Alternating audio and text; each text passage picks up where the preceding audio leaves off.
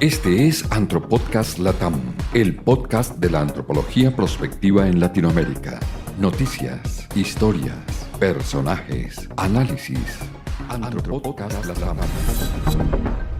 Cordial saludo para nuestra fiel audiencia. Estamos en un nuevo episodio de Antropodcast Latam, el primer podcast de antropología prospectiva en Latinoamérica. Les saluda como siempre Luis Fernando Ramírez y les recuerdo que seguimos presentándoles semanalmente noticias, personajes, historias y análisis de la antropología prospectiva que se orienta a la construcción social de futuro en todos los grupos de la sociedad. En las últimas semanas se han visibilizado en el mundo entero movimientos antirracistas y antidiscriminación como consecuencia de los acontecimientos en contra de ciudadanos afro, de ciudadanos de origen asiático, de profesionales de la salud, y ha salido a flote un tema que viene sucediendo desde hace muchos años, pero que la sociedad latinoamericana apenas está reconociendo y poniendo en la mesa de debate: el edadismo. Para quienes no están familiarizados con el término, significa la discriminación por edad que viene tomando fuerza en todo el mundo. En el ámbito laboral, se discrimina por edad a los jóvenes menores de 25 años y a los adultos mayores de 35 años, dejando un periodo de vida laboral de apenas 10 años. Esta situación es acompañada de otras formas de discriminación, como la falta de igualdad de género en las condiciones salariales y de desarrollo de carrera profesional. El machismo, denunciado en todos los escenarios, también resalta en la sociedad. En esta pandemia, las restricciones de movilidad se establecieron para adultos mayores de 70 años, declarándolos población vulnerable o en alto riesgo. La pregunta que surge es: ¿por qué la sociedad es tan drástica en la evaluación de la edad y el género para muchas actividades humanas en tiempos en los que se reclaman la igualdad y la equidad? Antropodcast Latam, un espacio abierto para debatir con profesores, expertos, líderes y activistas de la construcción social de futuro y los objetivos del desarrollo colectivo con innovación social. Antropodcast Latam. En Antropodcast Latam, un invitado. Antropodcast. Para orientarnos en este tema, hemos invitado a una autoridad mundial en la materia. Pasamos al otro lado del océano nuevamente para escuchar a una experta que desde España viene trabajando en la antropología del edadismo. Es doctora en Antropología Social de la Universidad Autónoma de Madrid, experta universitaria en Políticas Europeas de Género de la Universidad Complutense de Madrid, estudios de especialización en Antropología Social y Cultural en la Universidad René Descartes de París, Francia, licenciada en Ciencias Políticas y Sociología de la Universidad Complutense de Madrid. Actualmente es conferencista y especialista en envejecimiento y género, profesora asociada de la Universidad Complutense de Madrid y es fundadora y directora del Instituto de Formación en Gerontología y Servicios Sociales INGES de España. Ella es la doctora Mónica Ramos, a quien saludamos y le damos la bienvenida a estos micrófonos de Antropodcast Latam. Doctora Mónica, Latinoamérica le escucha.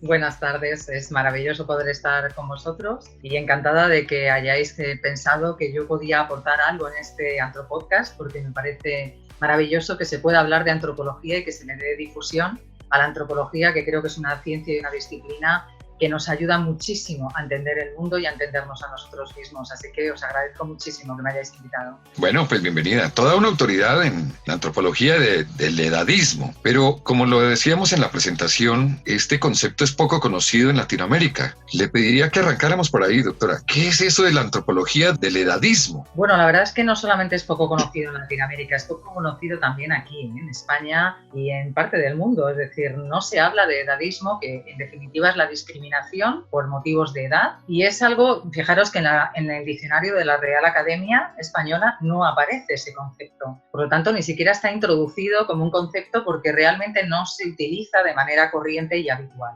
Y creo que es imprescindible porque realmente, bueno, el racismo, quizá las tres grandes discriminaciones, que es el racismo, el sexismo, machismo y el edadismo, realmente el racismo o el sexismo no tiene por qué padecerlo todo el mundo necesariamente, porque está dirigido a una serie de colectivos y personas, mientras que el edadismo lo podemos padecer absolutamente todos a lo largo de nuestra vida, y especialmente cuando nos hacemos mayores, porque aunque el edadismo es discriminación por edad, afecta fundamentalmente a medida que nos vamos haciendo mayores, y la sociedad que más discrimina es a las personas mayores por su edad. Bueno, ¿y desde cuándo se ha venido trabajando este concepto del edadismo? Si bien es cierto, podríamos decir que la discriminación por edad viene de mucho tiempo atrás en la humanidad, pero ya el estudio específico de esta problemática social viene ¿desde cuándo? Bueno, pues fundamentalmente viene desde que la gerontología ha tenido más fuerza como disciplina, es decir, ya a mediados del siglo XX es cuando empieza a desarrollarse más una mirada hacia, evidentemente, lo que es la discriminación por edad, sobre todo asociada al envejecimiento y a la vejez. O sea, que lleva poco tiempo, lleva unas décadas y fundamentalmente el mayor impulso lo está teniendo desde que en el 2002 la Asamblea Mundial del Envejecimiento de Naciones Unidas se celebró esa asamblea en España, precisamente porque era uno de los países más envejecidos, y ahí ya se empezaba, pues tanto en el texto, por ejemplo, que sacó la OMS sobre el plan del diseño del paradigma del envejecimiento activo, que me imagino que mucha gente a lo mejor lo conoce, y ahí se aprobó en la Asamblea Mundial del Envejecimiento en 2002 un plan de acción sobre el envejecimiento. Ya ahí se empezaba a hablar de edadismo de una manera más relevante. O sea, que estamos en 2020 y estamos hablando de que esa asamblea es de 2002. Por lo tanto, es un tema reciente y muy novedoso. En las investigaciones que se han hecho sobre el edadismo, pues debe haber unas causas ya predeterminadas, identificadas y estudiadas. Sabemos cuáles son las del racismo, sabemos cuáles son las del sexismo, del machismo, pero del edadismo, ¿cuáles son las causas detectadas que están en las investigaciones? Bueno, pues fundamentalmente cuando hablamos de edadismo unido sobre todo al hecho de envejecer, sobre todo el edadismo que tenemos hacia las personas mayores, pues esto se da fundamentalmente por una cuestión, y es porque las ciencias que más han estudiado el proceso de envejecimiento han sido fundamentalmente las ciencias de la salud y de la medicina, y se ha terminado generando una mirada muy medicalizada sobre el proceso de envejecimiento y por lo tanto como si fuera un proceso curable. De ahí que escuchamos esto de terapias anti-envejecimiento o antiedad, ¿no? Que como digo yo siempre, lo mejor para no envejecer es morirse. Uno se muere y no envejece. Pero la cuestión no es esa, sino que queremos envejecer bien, con recursos, con derechos, con dignidad, con posibilidades. Entonces, esta mirada muy medicalizada lo que ha hecho ha sido pues que se ve el proceso de envejecimiento como un proceso muy asociado a enfermedad, deterioro, decrepitud, y se termina teniendo una mirada sobre las personas mayores como si todas primero fueran un colectivo. Error, nunca debemos decir que son un colectivo porque son muy heterogéneas, no son nada homogéneas las personas mayores. Imaginaros que estamos hablando de personas de 60 años en adelante, por lo tanto son muchas generaciones y son muy diversas. Entonces esta mirada muy medicalizada y muy pegada a que parece que las personas mayores son todas enfermas, frágiles y deterioradas, ha creado una mirada muy negativa sobre el hecho del envejecimiento y muy distorsionada y estigmatizadora sobre las personas mayores. De hecho, cuando se va a hacer alguna afiliación a un sistema de medicina prepagada o medicina asistencial, lo primero que establecen es la edad y las preexistencias, que las enfermedades que traiga el paciente pues no van a ser cubiertas con la nueva afiliación. Ahí comienza entonces el tema de la discriminación por edad. Bueno, la verdad es que si tuviéramos tiempo, la discriminación por edad empieza desde que somos muy jóvenes, y sobre todo si introducimos una mirada feminista o de perspectiva de género, porque la sociedad no mira igual la edad de un hombre y la edad de una mujer. Por lo tanto, eso también lo podemos comentar. Pero evidentemente sí, las aseguradoras, una de las cosas que estipulan es que no es en sí mismo la edad, sino cuál es la esperanza de vida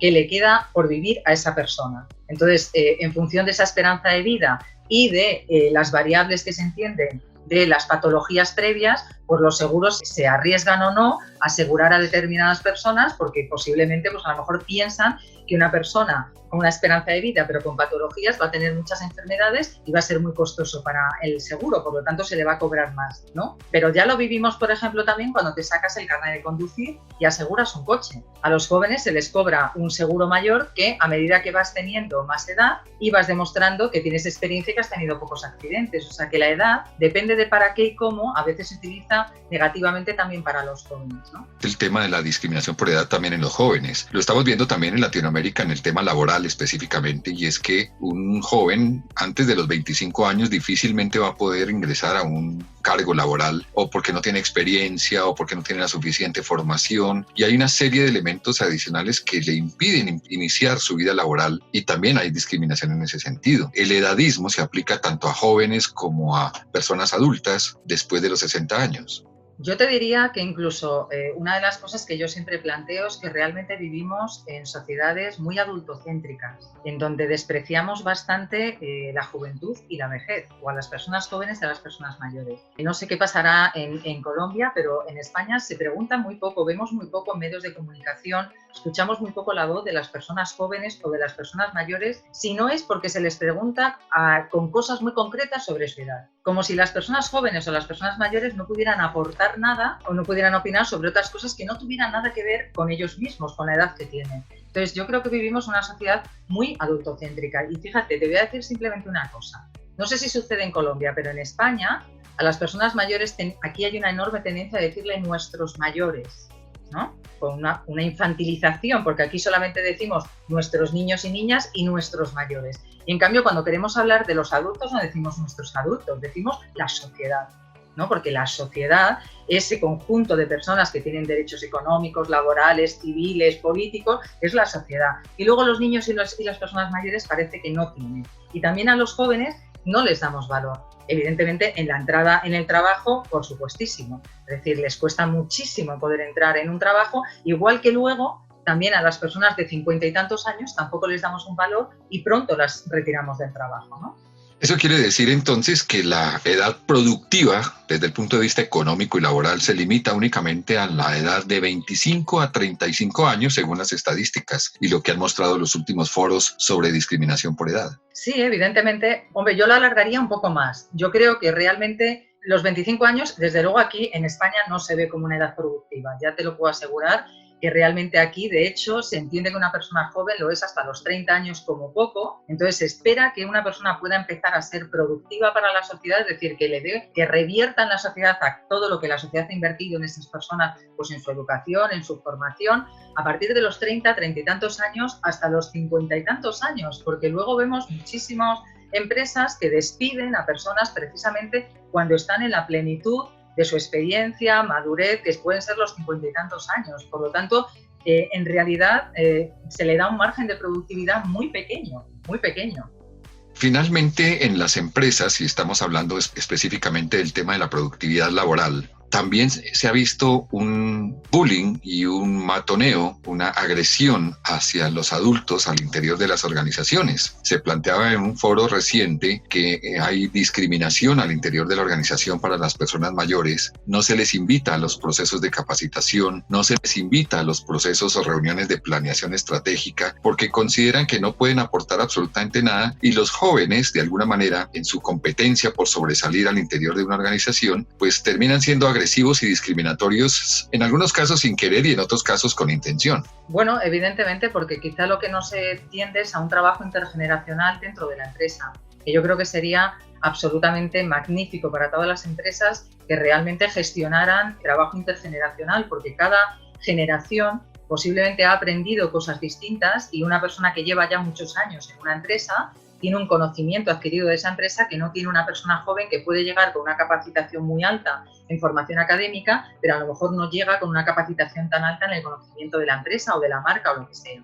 Yo, desde luego, animaría a las empresas a que trabajaran muchísimo la gestión intergeneracional, porque despreciar a las personas mayores por el hecho de serlo, con esta idea de que no son capaces de gestionar el cambio, no son capaces de aprender nuevas tecnologías o nuevos modelos de gestión en la empresa, eso no es cierto. El aprendizaje, todas las personas aprendemos a lo largo de toda nuestra vida, por eso tenemos todas la posibilidad de cambiar. Aprendemos cuando cambiamos y cambiamos cuando aprendemos. Lo que pasa es que los procesos de aprendizaje evidentemente no son los mismos cuando tienes 20 años, cuando tienes 10 años o cuando tienes 50 o cuando tienes 70. Pero eso no quiere decir que no puedas aprender, pero las empresas se tienen que dar cuenta de que la motivación, el interés y las formas del aprendizaje son distintas en función también de las generaciones en las que nos hemos socializado cuando éramos jóvenes, ¿no? Entonces yo creo que es muy importante el trabajo intergeneracional en la empresa, porque desde luego las empresas que lo hacen terminan teniendo muchísima más presencia en el mercado y tienen mucha más fuerza en la sociedad. Pero miremos la otra cara de la moneda. También es cierto que muchas personas, en la medida que van avanzando en su edad y en su desarrollo laboral, empresarial, profesional, también se quedan en el proceso de actualización, no toman conciencia de los procesos de aprendizaje, de actualización, de modernización en algunas prácticas, y es ahí donde quedan rezagados un poco frente a la competencia, llamémoslo así, de los jóvenes que van en función de su crecimiento profesional. Un mensaje para las personas que quisieran estar en esa competitividad empresarial, laboral, profesional aún, y que no quieren como actualizarse, como que a veces pensamos que ya no la sabemos todas por tener la edad que tenemos. Bueno, yo te diría que ahí hay como un doble mensaje. Por un lado, por ejemplo, las primeras teorías de los años 60 que hablaban de esta mirada negativa sobre el envejecimiento, hablaban de una teoría que se llama el desenganche, ¿no? Que las personas mayores se van desenganchando de la sociedad y tienen una muerte social antes de tener una muerte física, ¿no? Yo me pregunto, siempre le digo a mis alumnos, ¿qué es primero, no? ¿El huevo o la gallina? ¿Quién se desengancha antes? ¿Las personas mayores de la sociedad o realmente la sociedad no las da la oportunidad de pensar que ellas pueden seguir siendo productivas en un sentido amplio, no solamente a nivel económico, sino personas con sentido, con un proyecto de vida, con ilusión? Yo creo que la gente en los países donde se está trabajando más hablar de manera positiva del envejecimiento, encontramos que hay más emprendimiento de personas mayores, que las personas mayores se encuentran mucho más conectadas para seguir teniendo proyectos dentro de empresas o dentro de las comunidades, porque trabajan muy bien, por ejemplo, en el ámbito comunitario.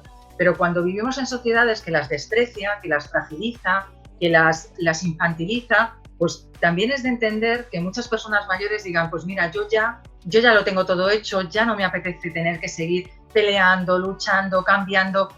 Yo creo que tenemos que animar a que también hagamos todos un cambio para mirar más positivamente que hay mucha gente mayor que quizá tiene deseos, ilusión y proyectos y los dejan aparcados porque posiblemente piensan que ya a la edad que tienen, ¿a dónde van? Entonces creo que hay que buscar esa balanza entre quien se desconecta verdaderamente porque a lo mejor ya no tiene ganas y quien se desconecta porque piensa que realmente la sociedad no le va a dar valor ni va a dar reconocimiento. De hecho, dependiendo de la formación, la especialización, los niveles de actualización, pues el adulto que ya encuentra esas barreras de vinculación laboral a las empresas tiene únicamente 4 opciones: la línea del emprendimiento, desarrollo de proyectos personales, o la docencia, o se convierte en un consultor o asesor de empresas y de instituciones, o dependiendo también su capacidad económica, comienza a desarrollar programas de voluntariado corporativo, se vincula pues a temas de responsabilidad social o de filantropía para poder desarrollarse y sentirse útil a la sociedad y sentirse productivo a la sociedad. Pero también es cierto que las personas que no desarrollan esa disciplina de la actualización y la formación, pues no encuentran cabida en estas 4 o 5 líneas de acción que acabamos de mencionar, y ahí es donde tenemos una problemática seria en Latinoamérica y creo que en Europa también, y es que no encuentran posibilidades de accionar, y ahí es cuando se desconectan o se desligan de la sociedad. Yo te diría que la única manera de que esas personas no se desconecten es que hubiese modelos referentes a los que ellos se pudieran sentir, ver en los medios de comunicación, que todas esas personas salieran, que todos esos mayores tuvieran una mayor presencia social, política, económica. Y entonces ellos dirían, eso que está haciendo esa persona, qué interesante, a lo mejor lo hago yo. Que se lo diga el médico en los servicios sociales. Es decir, al final, el boca a boca, el tú ver un referente que te parece interesante, tú puede que te sientas motivado. Pero yo no sé aquí, desde luego, los medios de comunicación sacan sistemáticamente un imaginario de las personas mayores como que ya no tienen nada que hacer, que ya lo único que hay que decidir por ellos es si mejoramos o no el modelo residencial de personas mayores. Pero no salen habitualmente la cantidad de personas mayores con las que yo trabajo en el ámbito comunitario, que están permanentemente haciendo un montón de cosas en sus barrios, en los vecindarios, pero no se les da voz. Entonces es muy difícil, si tú estás en tu casita, metido en casa, porque ya te has jubilado y lo único que ves es la tele, yo te puedo asegurar que esas personas no van a sentirse con capacidad, empoderadas para decir, yo puedo seguir haciendo cosas. Entonces yo creo que tenemos, esto por ejemplo que estáis haciendo, es maravilloso porque es un referente, puede llegar a muchos lugares, la gente puede escuchar cosas. Yo el otro día estuve leyendo que una señora durante la pandemia con 90 años había creado una fundación, por ejemplo. ¿Se ha oído? No, yo porque investigo, porque leo, porque busco esa información, pero no se dice. Entonces yo creo que esos son los referentes. Porque si tú estás en tu casa con 75 años y escuchas que una señora con 90 años le ha parecido interesante crear una fundación, dices, bueno, pues todo lo que me queda todavía por hacer. A lo mejor voy a buscar en mi barrio o voy a preguntar por aquí qué puedo hacer en una universidad de mayores o en una asesoría. Es decir, todos deberíamos ver en el día a día cómo podemos hacer para ser referentes de personas mayores que se pueden animar a hacer cosas, porque realmente la edad no es un límite para nada. Nunca la edad es un límite para nada. Lo puede ser el que ya no te encuentres con recursos económicos o con salud o con fuerzas, pero la edad no significa nada, da igual la edad que tengas, es el proyecto de vida que tú puedas diseñar, ¿no? Esta semana registraban los noticieros a un señor de 78 años que en la pandemia también, sin tener mucho que hacer y haber salido ya de su actividad económica por temas de la cuarentena, decidió crear un canal en YouTube y comenzar un proceso de enseñanza de cocina y se convirtió en youtuber. Ya tiene en este momento miles de seguidores en su canal y recibió un reconocimiento de la compañía de YouTube por tener tantos seguidores, y ahora esa es su línea de acción y lo ha revitalizado tanto que volvió a ser joven, decía él en una entrevista que le hicieron hace poco. Claro, fíjate, el decir vuelvo a ser joven es vuelvo a tener un proyecto o ilusión, como si todos los jóvenes lo tuvieran. Eso es un estereotipo también de la edad. Aquí, por ejemplo, en Madrid, en un barrio que se llama Villaverde, hay un grupo de mujeres mayores que se llaman las lideresas de Villaverde, que en un canal de televisión que tiene esa zona de Madrid, que es la zona sur, se llama Somos Sur TV, han creado una cosa que se llama El Balcón de las Lideresas. Y ahí todos los miércoles entrevistan a personas para hablar de temas interesantísimos y lo llevan ellas, todo el programa de televisión, ¿no? Entonces, esas mujeres, pues igual tienen que ser referentes y se tendría que estar hablando de ellas constantemente, igual que lo que acabas de comentar de este youtuber, porque parece que todos los youtubers tienen que tener 17 años y no es así. De hecho, hace tiempo yo leí, no sé si fue hace 3 o 4 años, que le dieron un premio al mejor blog del mundo. Era una señora muy mayor de Chile, tenía 80 y tantos años.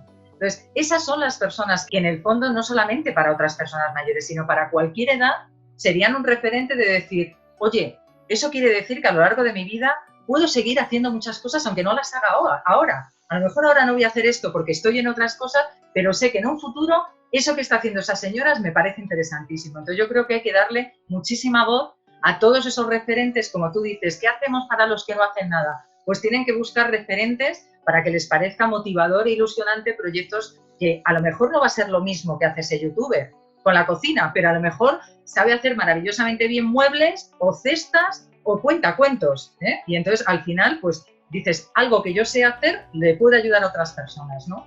De hecho, han surgido iniciativas como una que en este momento estamos liderando también, que se llama Historias Mayores, y es abrirle el espacio a todas estas personas para que cuenten, para que hablen, para que nos enseñen, para que empiecen a transferir todo ese conocimiento que tienen de toda su trayectoria. Pero nos hemos encontrado con una limitante impredecible, llamémoslo así, y es el tema de la familia. La misma familia es la que limita a la persona adulta a que desarrolle nuevas cosas. Ya hablamos del tema organizacional y empresarial, ahora vamos a entrarnos en el tema del mundo familiar, del entorno más cercano de la persona adulta, y es ahí donde encuentra la mayor cantidad de limitantes. Tú ya no puedes, tú ya no sabes, tú ya no estás para eso, y eso empieza a dañar el pensamiento de la persona adulta.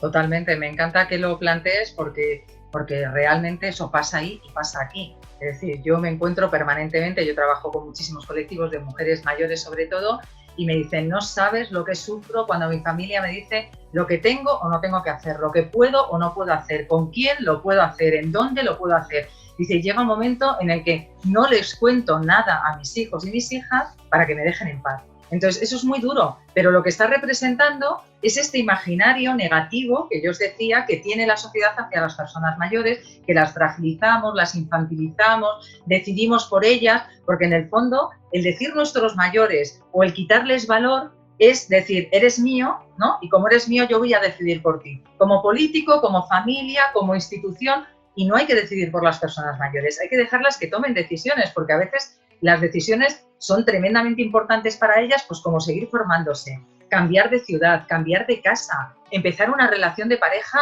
homosexual cuando a lo mejor han sido heterosexuales y su familia, bueno, ese tipo de cosas, sobre todo la generación de mi edad, de 50 y tantos años, empieza a dar lecciones a sus madres y padres de lo que tienen o no tienen que hacer y es tremendo. Entonces yo creo que la familia a veces es un lastre para que muchas personas mayores empiecen y hagan cosas que les pueden dar ilusión. Una de las cosas, por ejemplo, más importantes es conducir. O sea, a mí me dicen todas, mis hijos me quitarían las llaves del coche. Y digo, pero si te lo sigue dando tráfico, ¿por qué te quitarían las llaves del coche tus hijos? Porque si tráfico te sigue dando el carné es porque se supone que puedes hacerlo, ¿no? Entonces, esa manera de limitar es como te quiero tanto y no quiero que te pase nada, pues entonces lo que te hago es pequeñito y te protejo. Pero esa protección al final es despreciativa. Como a mí me decía a veces una señora mayor, me decía, prefiero que me quieran menos y que me dejen más libre. Entonces yo creo que como familia tenemos que ser mucho más respetuosos y entender que las personas mayores que viven a nuestro alrededor pueden y tienen todo el derecho a tomar las decisiones que quieran e incluso les deberíamos animar a que hicieran todo aquello que a lo mejor dejaron pendiente en su vida o incluso que se relacionen con personas que les pueden abrir otros caminos, ¿no? Muy importante eso que acaba de decir, doctora, porque eso nos lleva a pensar que hay que fortalecer un poco la andragogía, hay que fortalecer la gerontología desde entidades que promuevan la educación de la familia y la educación de los gobiernos y el entorno para realmente valorar lo que están haciendo las personas mayores de 50, 60 años y cómo pueden transferir ese conocimiento a la sociedad y cómo nos pueden empezar a consolidar unos parámetros de ética social, de responsabilidad ciudadana, de cultura ciudadana, pero faltan ese tipo de entidades y, como lo decíamos al comienzo de esta charla, más visibilización, más difusión, más divulgación. Cuéntenos un poco qué se hace desde el Instituto de Formación en Gerontología y Servicios Sociales que usted lidera desde el año 1999.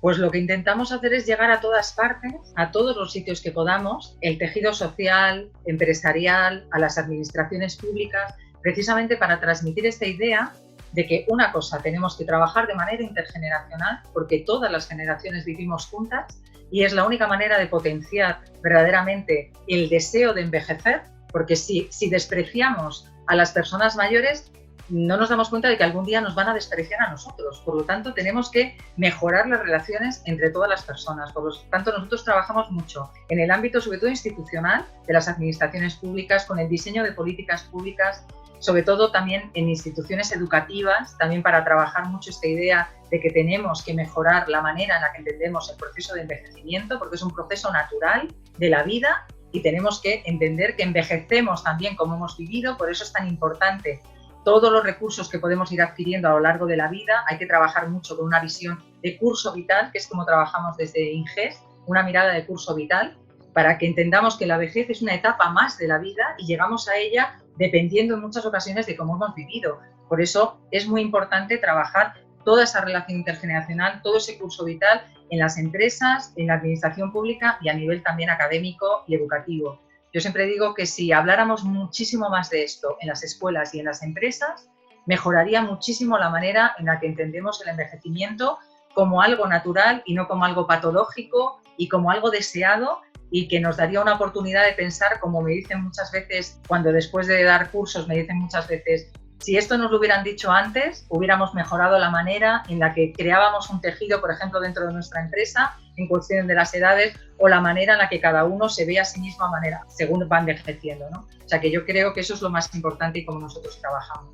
Bueno, pues yo estoy teniendo la misma sensación en este momento. Si esto lo hubiéramos abordado antes, nos hubiéramos evitado muchos conflictos, tanto a nivel interno en las organizaciones, en las empresas, en los gobiernos, pero también en las familias, porque empezamos a encontrar y a evidenciar las causas de los conflictos internos familiares por temas de herencia, por temas de responsabilidad con el adulto mayor al final de la vida. Los hijos no quieren hacerse cargo de los padres y por eso terminan pues casi que abandonándolos en un centro de gerontología o de cuidado del adulto mayor, y ahí vienen unos problemas familiares bastante serios. Se dañan las familias por no tener claridad sobre estos conceptos y cuáles son las causas reales. Y sobre todo porque además, como no empoderamos a las personas mayores, como no les damos dignidad y no las escuchamos, tampoco les estamos dando la posibilidad de que nos digan cómo quieren envejecer y dónde quieren hacerlo. Porque a lo mejor no tiene que decidir la familia dónde quiere envejecer.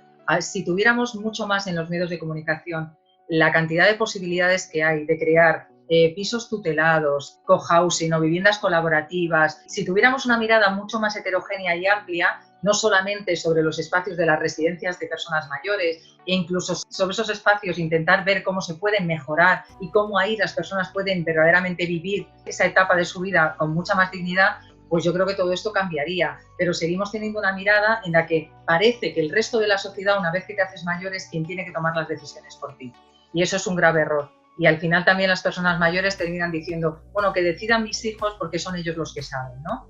Y yo creo que todas las personas mayores saben cuidarse, saben lo que quieren. Otra cosa es que se les haya dado la posibilidad de decirlo y que a lo largo de la vida, que es una cosa que yo hago con mis alumnos, les digo que aprendan a tomar decisiones, porque eso es un proceso de aprendizaje. Tomar decisiones implica que tendrás que acertar y tendrás que equivocarte, pero tienes que aprender a tomar decisiones. Y yo no sé qué pasa en Colombia, pero aquí, por ejemplo, también hemos infantilizado muchísimo a la gente joven y los padres y madres les siguen diciendo lo que tienen que estudiar, lo que tienen que hacer, cómo lo tienen que hacer. Les hemos infantilizado mucho y cuando empiezan a tomar decisiones, a lo mejor ya es que tienen 20 y tantos años y tendrían que haber aprendido a tomarlas desde que tienen 10 o 12 o 13 años, que si se equivocan no pasa nada porque ya lo harán mejor, ¿no? Entonces yo creo que esa importancia de la toma de decisiones es muy necesario a lo largo de la vida. Muy necesario, muy importante. Bueno, doctora, ¿y cuál es la mirada antropológica a todo este fenómeno que hemos venido abordando en esta charla? ¿Cómo la antropología está trabajando en este sentido, en las investigaciones y qué resultados ha arrojado todo este proceso? Pues si quieres que te diga, la antropología estudia poquísimo la edad, muy poco, y el envejecimiento menos. Es decir, yo trabajo desde la geroantropología desde hace 25 años porque trabajo con una mirada de curso vital y fundamentalmente me he centrado en las personas mayores y en el trabajo intergeneracional. Pero tengo que decir que la antropología ha mirado muy poco el proceso de envejecimiento y la edad. Eso es una asignatura pendiente y ojalá mucha más gente se anime a estudiar tanto la edad como el envejecimiento dentro de la antropología, porque no es una subdisciplina o un subcampo que tenga mucha relevancia. O sea que realmente ahí estamos muy carentes. Bueno, ¿y qué opina usted del nuevo concepto de la antropología prospectiva? Bueno, me parece muy interesante porque realmente siempre con la falta de certezas, ¿no? Pero yo creo que es muy importante el poder estar permanentemente imaginando escenarios de futuro, ¿no? Yo creo que es importantísimo imaginar esos escenarios de futuro con lo que tenemos, porque todo lo que no diseñemos nos puede venir de manera improvisada. Entonces yo creo que es imprescindible esa mirada de qué es cómo queremos evolucionar como especie, cómo queremos evolucionar en las culturas, nuestras sociedades, porque esa manera de mirar el mundo hará que el mundo sea como nosotros lo queremos, no al revés. Es decir, si queremos un mundo sostenible, si queremos un mundo sin machismo, si queremos un mundo sin edadismo y sin racismo, lo tenemos que diseñar.